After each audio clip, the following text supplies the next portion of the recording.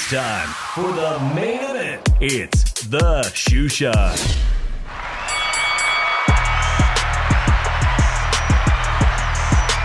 ¿Qué onda, vatos locos? It's your boy Dave from the Shoe Shine, coming to you all the way from my podcast studio in Las Vegas, Sin City, for another edition of the Shoe Shine. Here with me, joining me as always, all the way from the city of brotherly love, Philly Irish Drew Evo. ¿Qué pasa, homie? What's up, Dave? What's cracking? What's cracking? Shout out to everybody just joining us and who will be catching us on the replay. Make sure you hit that like button as you come in, because you know it helps with that algorithm. And make sure you subscribe to it, because your boy Drew and I are almost monetized. Yes, we need that money. Right, Drew? A super chat would be nice, right? We've been doing this for a minute. A big shout out to all the 49ers fans, all the Niner gang that rolled into the city of Las Vegas to face the Oakland Raiders in preseason game number 1. Let's get to ask. It was a horrible performance. Hey, let's be honest though, it's preseason. I'm not gonna dwell on it too much. It is preseason, y'all, but I'm not liking what I see. Be honest. It's not time to move on for Trey Lance. Oh man. You know what? I'm not on the Trey Lance bandwagon at all. But as you can see, wow, even though you and I were both wrong this last week at our picks, again, picking wrong, and you had a one-time picked Valdez in an upset, a big upset. I remember that. Both of us were wrong. I happen to be back on the Vaquero bandwagon. That's right. I'm back on the Vaquero bandwagon. Yes, I am wearing my best charro hat. Guys, sorry about the a little bit of this feedback coming in through my microphone. I'm not wearing my studio headphones, obviously, because of the sombrero, but so I do apologize. I'll turn down the gain a bit. But let's get cracking, because we have finally had an amazing weekend. And I want to remind everybody that if you're listening to us live, you can chime in by calling the phone line 702-710-3627. The phone line is active. I just tested it. Shout out to Remy. Shout out to Lukey Boxing. Make sure you let everybody know we are live right now. Drew, we finally had a really good week of boxing. Starting off, I see our boy Lukey Boxing, but I've been giving high praises to the guys over at Pro Box for putting on some very, very competitive Wednesday night fights. If you don't watch it live, man, go back and watch Pro Box on the replays on YouTube, because it's great, extremely competitive matchups. And it's got Chris Algieri and Paulie Malignaggi doing the commentary. Big fan of what they're doing. And that leads up right into everything that was going down this weekend. We had 3 fights. We had a DAZN daytime match, which I know you've been very vocal about not having the DAZN subscription, but you still managed to watch the ANthony Josua last minute replacement fight with Helenius, who had just fought a week prior in Sweden in a dungeon of sorts. And there were some heavyweights on that card. Hrgovic, I can never say the guy's name right. There was Derek Chisora, who some can't believe he's still fighting, Drew. A lot of heavyweights. I got to get your take on the situation on the heavyweight landscape in the UK, as I salute everyone. Shout out to Mom Food. Make sure you check her out. And I crack open Jimador because of El Vaquero winning. I'm going to try this Jimador in a can. Drew, go ahead, man. Heavyweight boxing in the UK. ANthony Josua, you did a video about it. You said he was, wow, shit. What did you say about him on that video? It was a fucking joke. The fight was a fucking joke. It was as much as a joke as the Dillian Whyte fight was. But here's the thing, man. Derek Chisora, please retire. Just retire already. I don't know how the fuck you won that fight, but please just retire. That whole fucking card was boring as fuck. I'm surprised I stayed awake in the afternoon for it. You didn't almost fall asleep? I'm going to be honest, man. Seriously. The Hrgovic fight was a snooze fest. I don't care about the knockout. It was a snooze fest. Dak Chisora fight was a snooze fest. AJ fight was a snooze fest. Okay, he got the knockout, but here's the thing. Look, did you look at his fucking face after the fight? He took shots. He took a lot of shots. He looks like shit again. Yeah, he got a knockout, but tell you the truth, it took you 6 fucking rounds to knock a guy out that Deontay dispatched in under 3 minutes. Right, Like, right. and the dude barely touched Deontay Wilder in that whole round. So I really want to know, because the AJ fanboys and fangirls are now going on the trail of, because Joshua said this thing, if you haven't boxed at all, you have no right to talk. And I'm going to say something to you guys, to your fanboys and fangirls out there. If you want to suck his dick so bad, go to his DM and offer to suck his dick already. Because all you guys do is make excuses after fucking excuses after fucking excuses. Why this dude? Let me tell you something.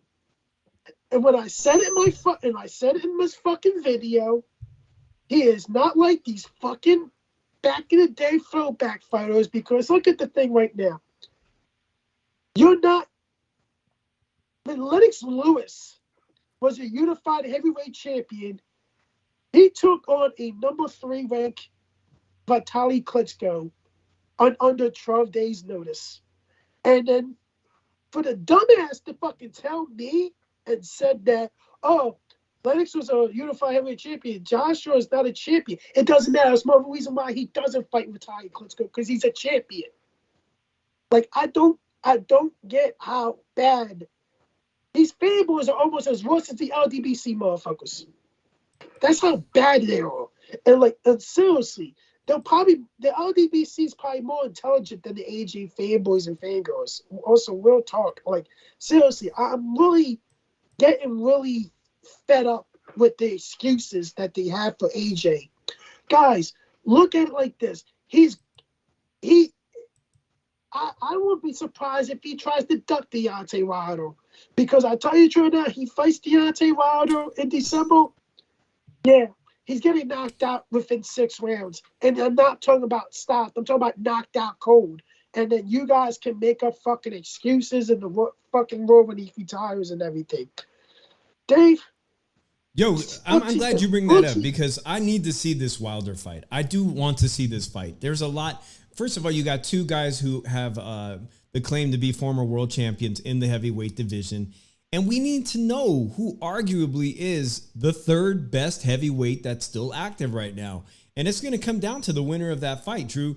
But I wholeheartedly agree with you that the odds don't look good against ANthony Josua, because he's still a very basic fighter. He's just a guy with a great jab for the heavyweight division. It's essentially his only tool. And the knockout wasn't impressive, because as you can see, Helenius has got some really awful defense. Even my wife pointed out that the guy's head was straight up in the air, and every time he backed up, his hands are down and his head straight back.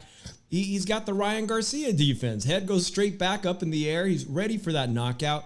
And it took ANthony Josua 7 rounds to do something that you just mentioned Deontay Wilder was able to do in just minutes. Well, not 7 rounds. Can I ask you something, Dave? Yeah.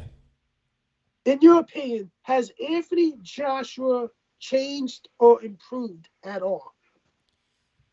I want to say at first glance on Saturday that I thought I was seeing some improvement, but I still fundamentally see it. And you guys can let me know what you guys think in the chat. This guy is afraid to get punched in the face. Ever since he fought little Ruiz and got knocked down 3 or 4 times in that first fight, he's never been the same. And he will never be the same, because ultimately ANthony Josua is afraid of getting hurt in the ring. And you can see it in his technical prowess that he just feels, I got to be careful of getting hit in return or countered, right? He's afraid to fight in the pocket and press the action. He plays it safe, which is great. But against somebody like Deontay Wilder, who has that much experience against Tyson Fury in that trilogy, tested, Wilder's going to take him out quick. And he can take him out quick, because Joshua's not going to like being pressed. Dave, let me ask you another question. Have you boxed before? Yes, I have. Have you been boxing professionally or amateurly? Amateurly, yes.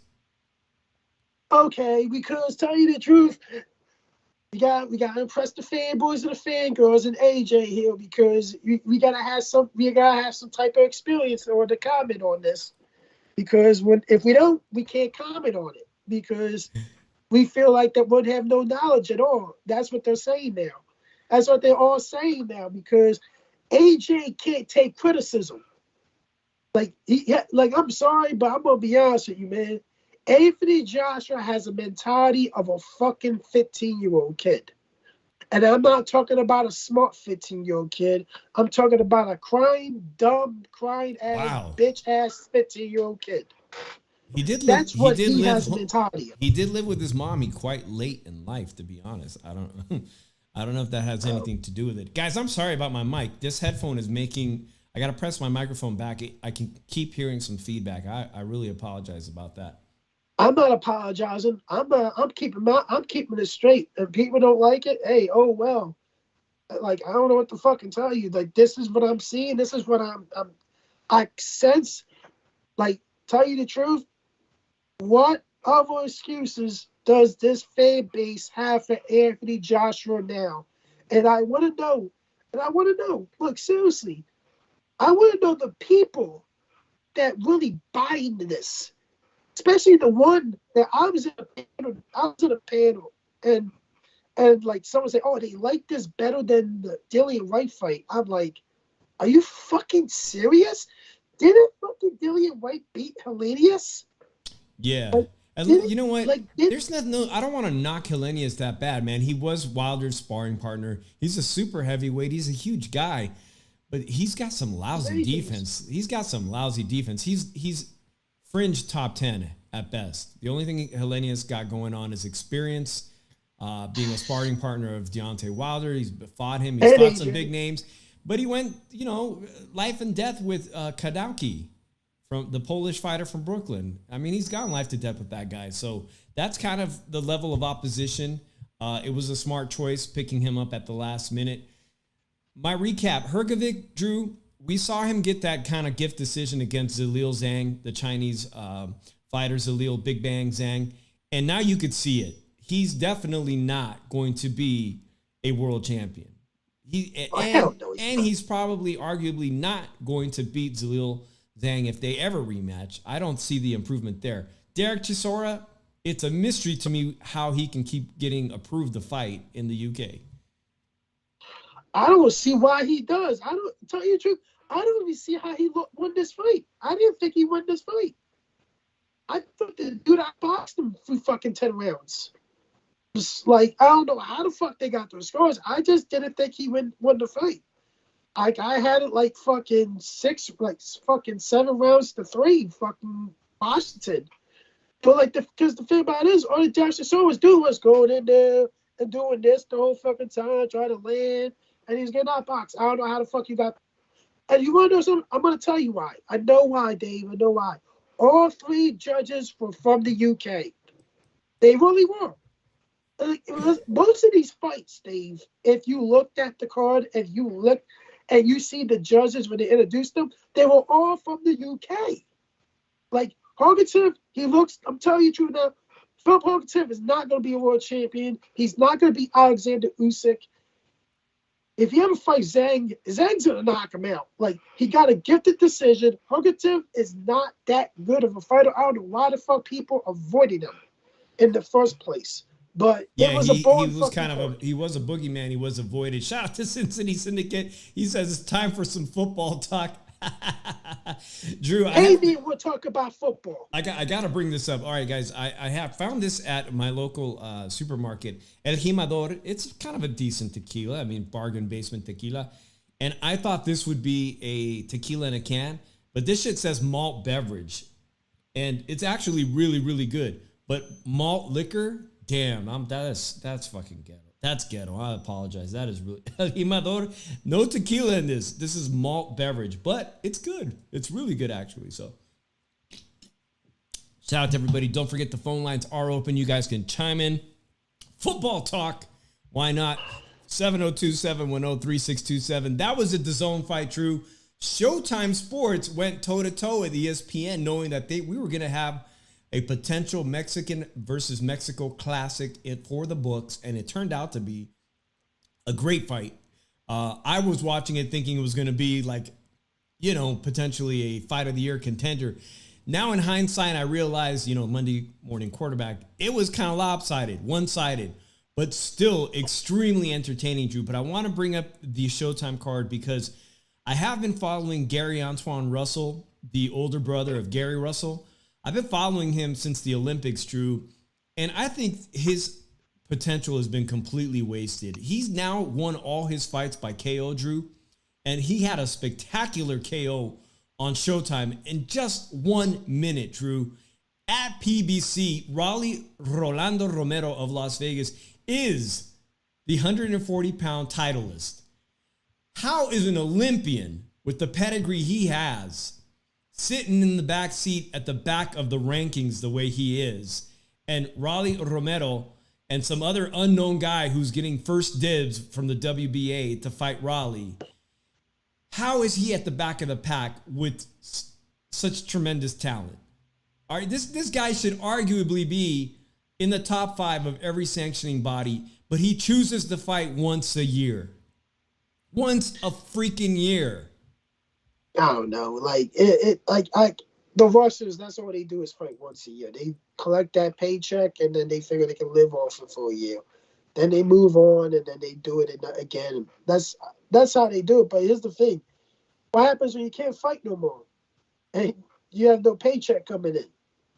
So I want to know what happens when that happens. But there's a ton of good PBC. There's a ton of good PBC talent at 140. Including a prospect that some of you guys think might be a hype job, but Brandon Lee, okay, just for one guy.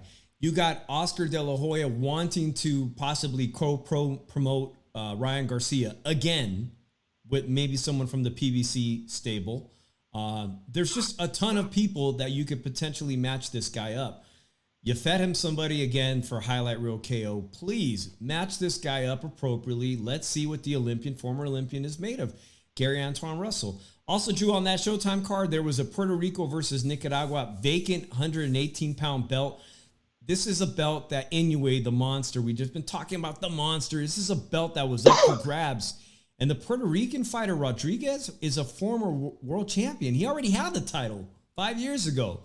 He was training in Mexico, a Puerto Rican guy. We always have this Puerto Rico versus Mexico rivalry. He was training in Mexico. He's been in Mexico for almost the better part of last year, preparing for this moment. So, hey, shout out to him for his respect and admiration for, beautiful Mexico. Shout out to all the Puerto Rican fans watching. And congratulations to him for picking up that title. I barely knew about the guy, and here he is, a two-time bantamweight champion. So congratulations to him. I don't know what Showtime was thinking trying to compete with with this ESPN card, Drew, but the ESPN card was full. Let's get to that fight now. By the way, guys, if you want to chime in, I see our boy Chicano Prophet, who I believe went to the fight in Arizona and now lives in Arizona. It must have been quite the spectacle, man. If you want to call in, I'd love to hear your perspective on what it was like to be there in Arizona, Drew. Full of prospects. Let's get started with this prospect, Emiliano Vargas, the son of Fernando Vargas, the only son of the three to get signed and picked up by Bob Arum in Top Rank. The other two sons are fighting wherever they can professionally to build up their records, but somehow Bob Arum's got it fixated on little Emiliano Vargas to be the star of the three, gave him the contract.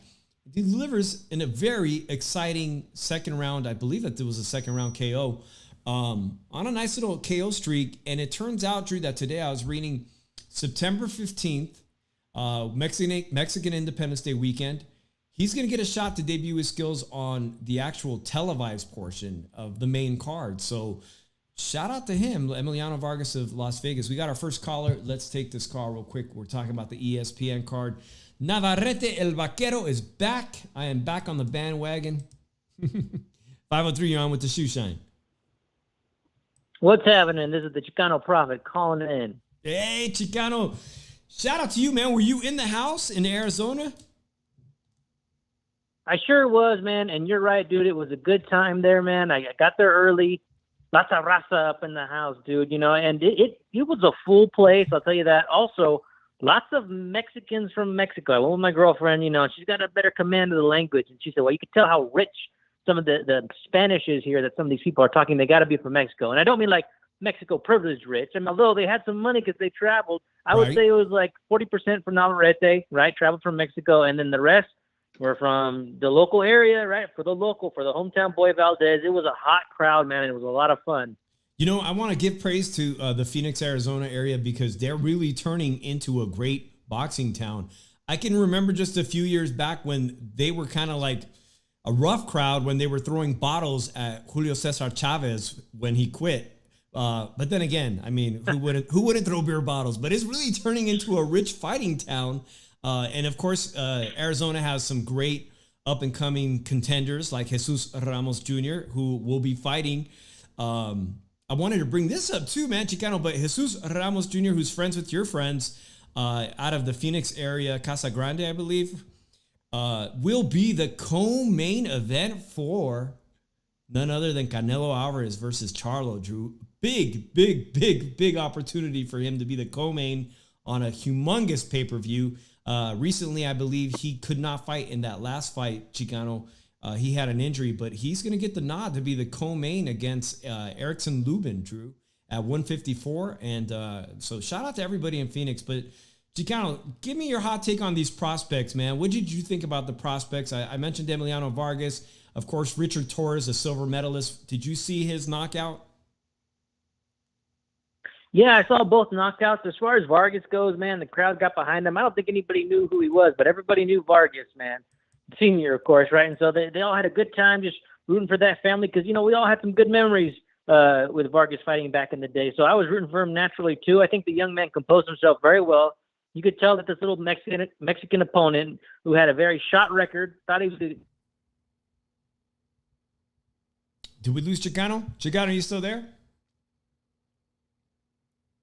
Yeah, I think his phone dropped out, but if you want, yeah, we hear you loud and clear. Don't die on me, bro. we hear you loud and clear.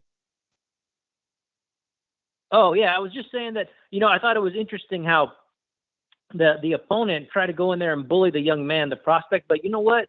He did a very good job composing himself and turning things around and just getting a very solid win, and I think he's got good composure for such a new fighter. I'm looking forward to following his career.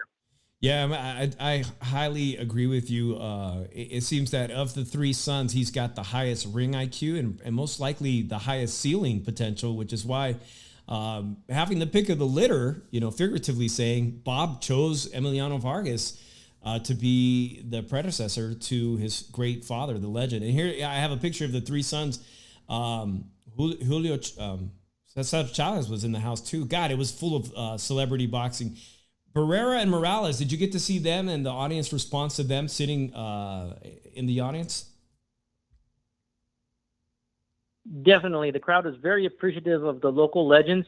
I didn't see anybody that they didn't kind of acknowledge on TV from what I could tell. When Chavez came to do his announcing, he took a lot of photos with fans, and there was a big Chavez chant. He loved it, man. He was just really enjoying it. And then, of course, when he saw Morales and Barreras on the screen, they would get loud cheers too. So very appreciative crowd. It was probably the second best crowd I've ever been a part of as far as going to a boxing event goes. Yeah, well, I'm really happy for you that you got to see that. Drew wasn't very kind to Richard Torres, the silver medalist out of the Fresno area on last week's Shoe Shine, but they finally put him in with somebody who had been in the ring with some, top 10 fringe heavyweight contenders, which is a big step up in competition for Richard Torres, but he annihilated the guy in the same fashion he's been annihilating other heavyweights. Now, not a very tall heavyweight, Drew, kind of someone that's right size, but Drew, were you impressed by the fast KO again by Richard Torres? Yeah, but here's the thing. When are you going to match him up with someone that's going to put him through rounds? Because tell you the truth, man, I know we're doing a slow development and everything. They got to give a step up in competition. But maybe it's time that we put him up to the next step. Just give him somebody that can give him some rounds at least and see where he's at and everything. Because can he keep that pace up for a whole fight and everything? That's going to be a question because it's a nonstop, fast pace, keep pushing, pressure, throwing punches. That's what he's doing. Now, the question is, can he keep that up for a whole fight? And is it going to affect these better heavyweights? Time will tell. Chicano, he's looking like a mini Mike Tyson to me. What's your opinion about the development of Richard Torres? Are they doing him a disservice, kind of like Jared Anderson, where Jared Anderson finally had to go the distance? Are they doing him a disservice, or is he just that good? Well, I think they're doing a decent job by him. He's still relatively new. I mean, he's got a very little record. He's got no track record at all. So I do think they should step him up. I mean, we are in the era where you can get a title fight after, 13, 14, 15 fights. So why not move him up? And on top of that, too, the heavyweight division is a little stale. So, I mean, if they want to bring him up, a lot of these older heavyweight fighters are aging out. You're talking Fury, Wilder, AJ. A lot of these dudes are in their mid to late 30s now. Usyk, right? I mean, they're all getting older. He might be that next generation, and he might be able to position himself in a great spot where he can kind of take that mantle if he ends up being good enough. But like Drew says, we still don't quite know what he has in him. Like, he hasn't done any hard 6 rounds yet. We haven't even seen him do a hard 6 rounds yet. Right. Top ranked guys has picked up Javalov or Jalalavov, who happens to be the gold medalist that beat Richard Torres and has knocked out Richard Torres in the amateurs. They've picked him up. I'm ready to see him in action. I'm ready to see Jared Anderson take another step up in competition because, like we pointed out earlier, that heavyweight division is stale and full of guys that are aging up there now. And Drew, you weren't impressed with what DAZN had to put on, and that's supposed to be the upper echelon of the heavyweight division. So I'm curious what these younger fighters will look like when they get an opportunity to face some of these aging heavyweight contenders and champions. To tell you the truth, the top ranked card was better than the DAZN card. Doesn't take that much to be better than that DAZN card. It was fucking horrible, man. Like, seriously, thank God I fucking canceled it. And everybody here, cancel the DAZN membership, man. All right. Well, we might as well get on to the meat and potatoes, man.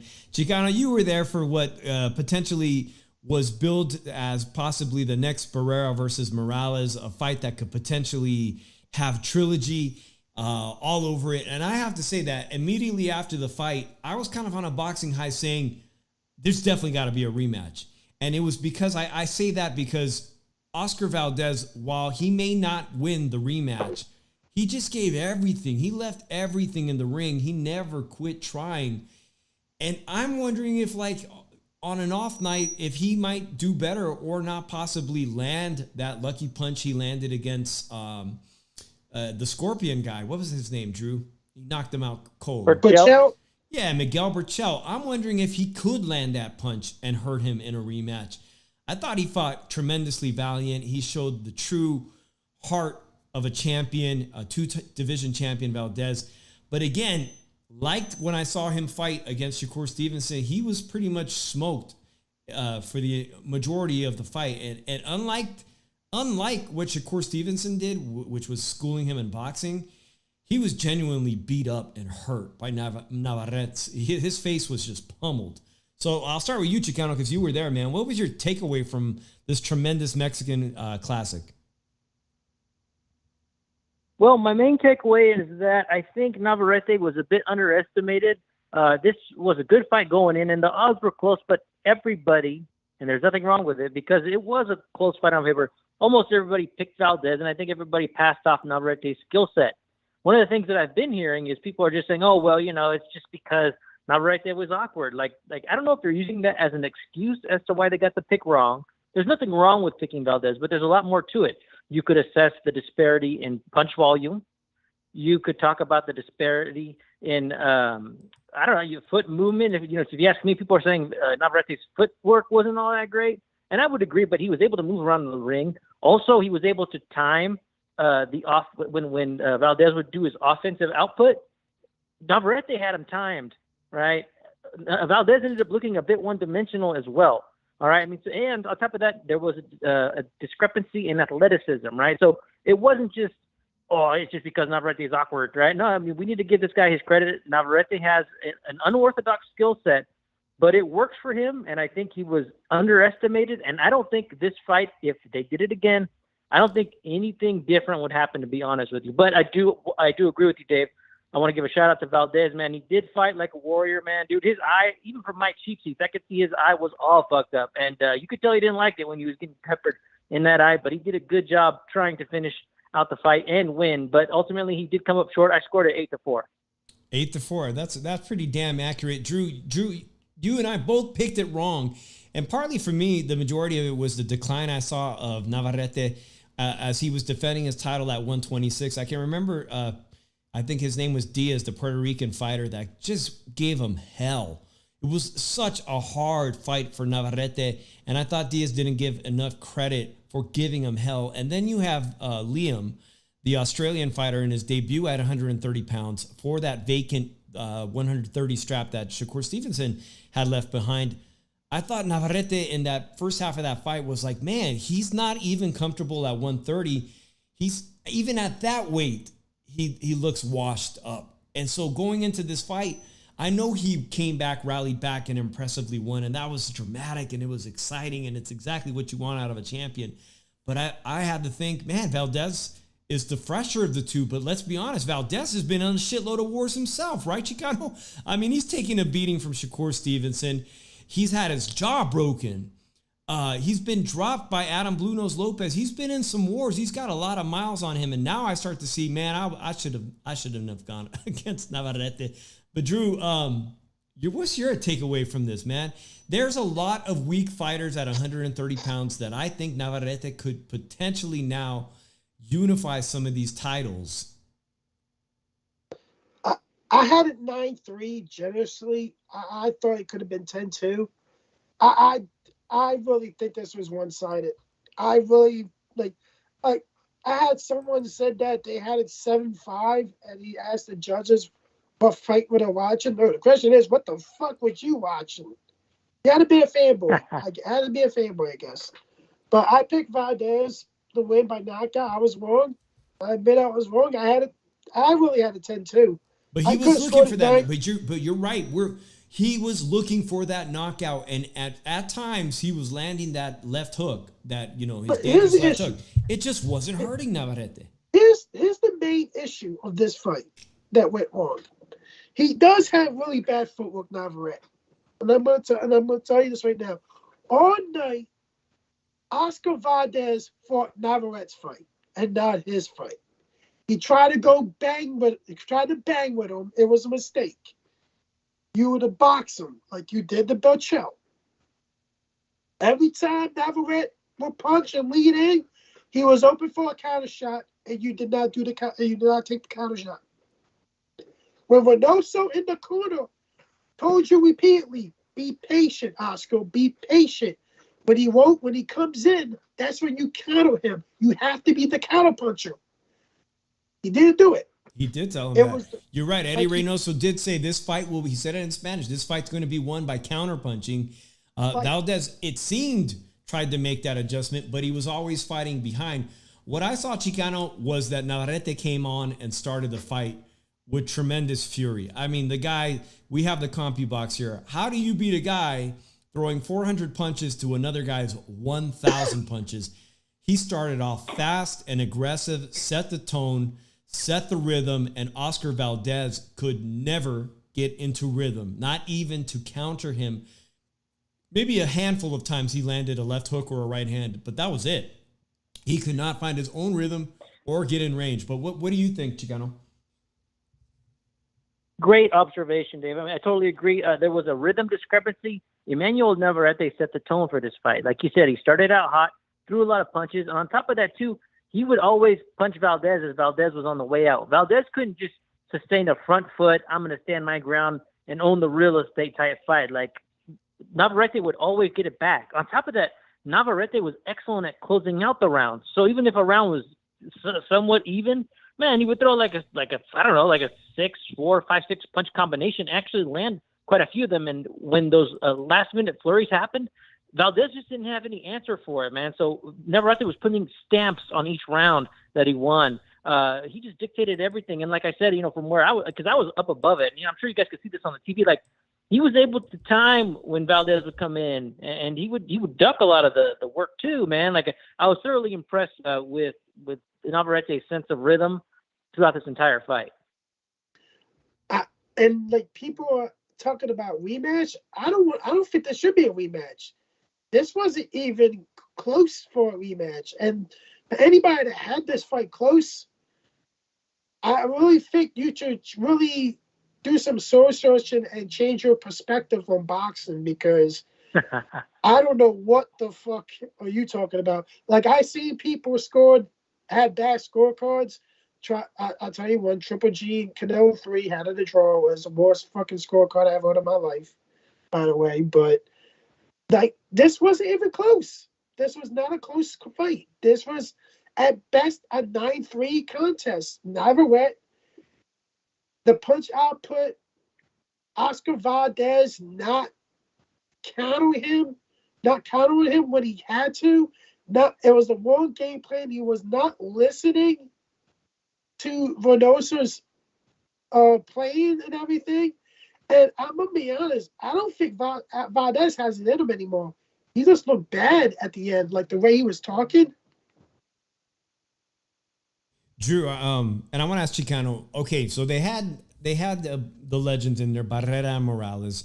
Some of you may not be interested in seeing a rematch. I, for one, still think I could potentially see a rematch, that it would be exciting. But Chicano, in comparison to those legendary trilogies, like the one I just mentioned, there was Ismael Vasquez versus Marquez. These are some of the great matchups that we've seen trilogies. Does this thing potentially have the potential to at least have a rematch, but maybe not a trilogy, but a rematch in your eyes, Chicano?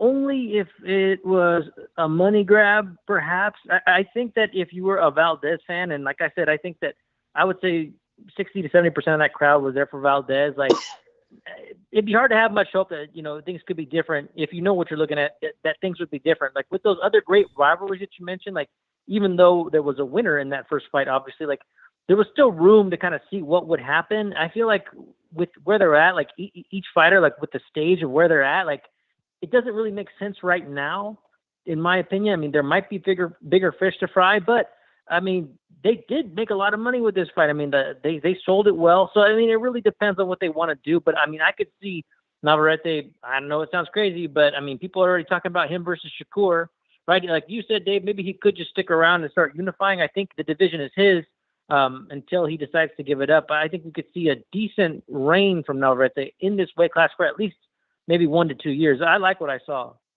Yeah, I definitely think that it's time for unification. There's been talk, the craziest shit I heard last week was this Tank versus Inoue nonsense. Inoue barely up to 122 and Tank fighting as high as 140.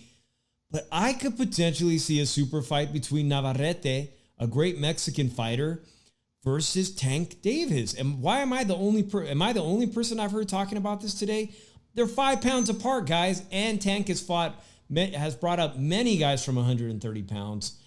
Would they be willing to do business with Bob? I think it's a great money grab for one thing, but if you're not ready to do the money grab thing, let's be honest. There's fighters like Joe Cordina, who holds the IBF belt. Hector Luis Garcia at PBC, I think, gets knocked out by Navarrete. And Oshaki Foster is surprisingly a very slick boxer that kind of upset everybody now the WBC champ. I would like to see him start trying to unify against some of these people. And maybe we need to chill out on this Navarrete versus Shakur Stevenson. Let Shakur stay in his own lane at 135. There's so much for him to do at 135. But at 130, let me see Navarrete start unifying. I'm going to ask you guys, because I put this up as my thumbnail, but would another win of a unification, would you start putting Navarrete in your conversation for pound? Because he's not in anybody's top 10. And he's a 3-division champion. That has to say something in the pound for pound rankings. 3 divisions. Here's the issue, Dave. Has he unified in any of these divisions? Well, you're right. Inoue has not only unified, he's been undisputed, and he could potentially be undisputed. But that's why I'm saying, if he unifies and having wins over significant names like Oscar Valdez and potentially maybe taking on a superstar, like I said, Tank down the line, or Shakur Stevenson, should we not start including him in the pound-for-pound conversation? He's on the outside looking in. You could say it at best. When you say that about Navarette, but top 10, not yet. All right. Not. Tell you the truth, I think he's going to have to be more. The first thing he's got to do is unify the division. That's what the first thing he should concentrate on. Get these super fights, because tell you the truth, like I think the last thing Top Rank wants to do right now is super fights with certain fighters. Maybe if the money's right, but some fighters they don't want to really talk about super fights with, because Shakur will not be a good matchup for Navarette. Nah. It just the awkwardness. Yeah, you could talk about awkwardness, but I think, to tell you the truth, the bad footwork is going to cost him with Shakur. Like, it's just so much going against him if he goes up against Shakur Stevenson. I think he should just stay at 130, try to unify, and see where you're at after that. Like, he has yet to unify in these weight divisions that he's been in. So, other than that, like, it was a great win for him and everything. It was great because it seemed one-sided, this victory. So, but what's it say about the career of Oscar Valdez going forward? There's a lot of questions right now for Oscar Valdez. Where does he go from here with everything?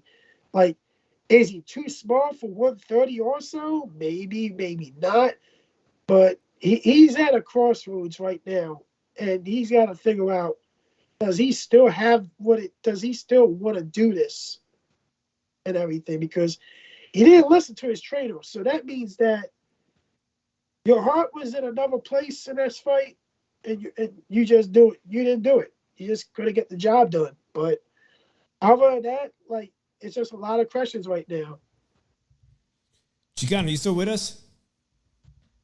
Yes, sir. All right. Well, let me ask you, man, what's it going to take for you to even consider? I have Tony Boswell in the chat says, I got him in my top 15, but would a win over one of the other champions like a Joe Cordina or Hector Luis Garcia, who fights with PBC, or Shockey Foster, who also recently fought on PBC and pulled away the upset over the Mexican featherweight champion, would a win like that put him in the conversation to be in your top 10 pound for pound?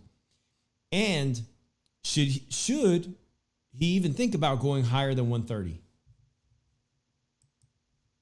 You know, I agree with Drew and Tony Boswell. I have Navarrete currently outside of the top 10, but a significant win would put him over, in my opinion. Now, I do like the idea of him unifying against other champions, but, you know, to me, the whole, like, going undisputed thing, and this is just me speaking personally, all right? To me, it's gotten a little stale. Like, it does kind of prove something, but I would favor Navarrete to beat those guys anyways, right? So it really wouldn't prove anything to me, right? I wouldn't mind seeing some kind of super fight, something creative. I mean, if we're talking pound for pound, I think, to me, when I'm talking about what I think of when I think pound for pound, is somebody who can do well in different weight classes. To me, we already know who the number one guy at 130 is. It's Navarrete until somebody else says different, regardless of the fact that there are other people with belts. That's just how I feel. So if somebody wants to move up to face him, like something like, you know, I don't know, people were talking about Inoue versus Tank. What about Inoue versus Navarrete, or Navarrete versus, I don't know, you know, there's somebody at 135. Like, I like it. See him pull it off, you know? So, yeah, man, let's see something fun. Let's see something unique. Like, those other guys, they're just belt holders, in my opinion. Nobody even really knows who those guys are, Dave. You know what I'm saying? That's just how I feel. If you're going to do a super fight, why not entertain Inoue? You know, I didn't even think about that. That they're talking about Inoue versus Tank, a super fight like that. Why not Inoue versus Navarrete? It's in-house. And there's a title on the line. How high, we talked about this 2 weeks ago. How high is the ceiling for Inoue? How far north can he go and still be an effective, dominant, destructive machine, destructive monster that he is? How Drew's shaking his head. I look at it like this. If Inoue does go undisputed at the end of the year, we may see him move up to 130 and challenge. Then the likelihood that it's going to be Navarette that he's going to challenge because Bob has Navarette in Top Rank. So it would make sense for him to challenge Navarette. And yeah, it would be a super fight. A super fight that I think would favor Inoue because, tell you the truth, I don't think anybody from 130 down beats Inoue. I don't think Navarette will beat Inoue. It's just... Come on, Drew. Come on now. No, it's not. Come on, Drew. It's not. Come on, Drew.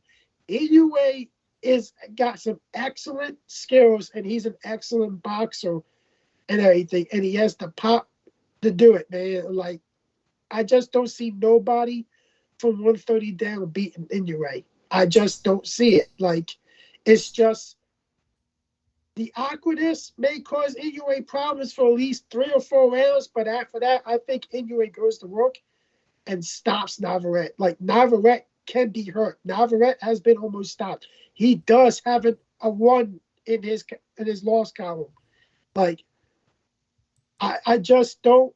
I think if anything, if you're talking about pound for pound, the only way Navarette hits pound for pound if he beats Inoue, because none of these other guys, he's gonna get him pound for pound. Even though Undisputed might not get him going on the pound for pound.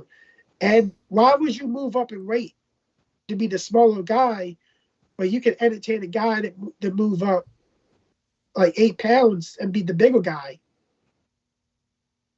Man, guys, it's been a great show. I do have to cut the show a little bit short this week coming up, Chicano. There's nothing but the zone action from the UK, so I might take advantage of the fact that it's starting to finally cool down in Las Vegas a bit and get out and do something other than watch boxing on Saturday night. You know, it's boxing nerds, man. We got to watch everything, but this weekend I might skip out. But coming up, Drew, we talked about the heavyweights today. We started it off. The Usyk fight is right around the corner. Usyk versus Dubois. The only reason we're getting that is because Tyson Fury decided he is going to fight the MMA guy. So I'm very excited to see what Usyk is going to look like in just a couple of weeks coming up. Chicano, hey, I appreciate you. Make sure you guys follow my boy Chicano Prophet on YouTube. Thanks for giving us your insight for being at the fight, man. Make sure you guys check out Chicano Prophet. Chicano, any last words on what you saw this weekend? Yeah, man. You know, I just want to double down on what you said about the Arizona fan base. Great boxing fan base. I'm happy to be here and to take part. And I would have thrown garbage at Chavez Jr. myself, okay? I just want to say this, man. Nobody's going to those Carson fights, dude. Like, you know, these fights in SoCal, nobody's going, dude. Dude, in Arizona, they appreciate boxing. They'll even take like a one-sided fight and they'll show up, bro. I mean, Burchell's headlined in Tucson. Bam is going to be fighting in the same arena here next month that Valdez and Navarette fought at. I think this should be the place where you get a lot of those hot fights, where there's a lot of Mexican fights. This is the place, man. So, dude, it's getting to the point where you got me thinking. I'll be listening in. I appreciate you, Chicano, man. But it is getting to the point where I'm considering driving to Phoenix. Do it, man. Do it. I'll host you, brother. All right, man. Thanks a lot, Chicano Prophet. I'm going to shut down the phone lines real quick. Drew and I are going to wrap up this show. We mentioned, Drew, that to me, there's not anything really worth talking about boxing-wise this weekend unless you're interested in UK fighters like Yafai is fighting this weekend. I'm not sure if you've seen anything going on, but we do have some really exciting stuff right around the corner.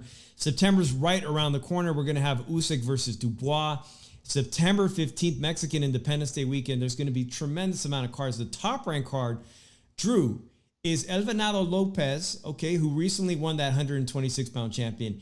He is awkward as shit. He's got those 2 big wins over Andy Vences, El Tiburon from San Jose. He got that win at 130, and he also has that win over Gabe Lopez at 130. He melted down to become the featherweight champ, but even though him and Navarette are very well known to each other, I don't see why we cannot be entertaining the prospect of someday him returning to 130 to see if he could fight Navarette for that vacant. We're talking about 2 of the most awkward power punchers in the top rank stable, and both of them being Mexican. It's something to look at, but only time would tell.